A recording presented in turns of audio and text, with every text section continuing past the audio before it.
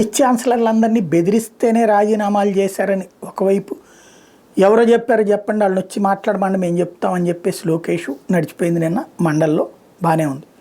ఒక aspect correct, vice ఛాన్సలర్లు చివరికి యూనివర్సిటీల బయట వైఎస్ఆర్ కాంగ్రెస్ పార్టీ కార్యాలయాలుగా మార్చేశారన్నలో అతిశయక్తి లేదు. హోర్డింగులు ఏంటి, వాళ్ళ పోస్టర్లు ఏంటి, వాళ్ళు ఏంటి అది. కాబట్టి అట్లాంటి వాళ్ళని మార్చడంలో తప్పేం లేదు. అది బెదిరించినే చేసుంటారు, కాకపోతే బెదిరించారని వాళ్ళు చెప్పరు, వీళ్ళు చెప్పరు. కానీ ఇప్పుడు మాత్రం ఒక మంచి కాన్సెప్ట్ పెట్టుకొచ్చారు. 500 మంది దాకా అప్లికేషన్స్ పెట్టారు, అందులో చాలా జాగ్రత్తగా తీసుకొచ్చారు, బాధ్యతాయుతంగా తీసుకొచ్చారు. ఇక్కడ రాజకీయ ప్రవేశాల కంటే కూడా గట్టిగానే జరిగింది. ఇప్పుడు కావాల్సిందల్లా సంస్కరణ.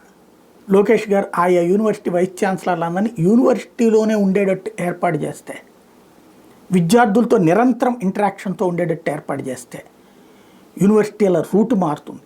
రాజకీయాలను పక్కన పెట్టించి వివిధ వ్యాపార సంస్థలు, వాణిజ్య సంస్థలు, పారిశ్రామిక సంస్థల్ని ఈ యూనివర్సిటీలతో ఇంటర్లింక్ చేసి ఎంవైయూలు అయ్యేలా చేసి ఇక్కడ చదువుతున్నప్పుడే వాళ్ళకి ఉద్యోగోపాధి అవకాశాలు లభించేలా చేస్తే, అవసరమైతే అక్కడే వర్కింగ్ సెంటర్ లాగా కూడా పెట్టిస్తే అద్భుతం.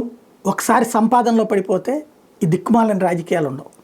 ఒకసారి జాబ్ గ్యారంటీ వస్తే ఈ దిక్కుమాలని రాజకీయాలు ఉండవు. వ్యవస్థను బాగు చేసిన వాళ్ళు అవుతారు.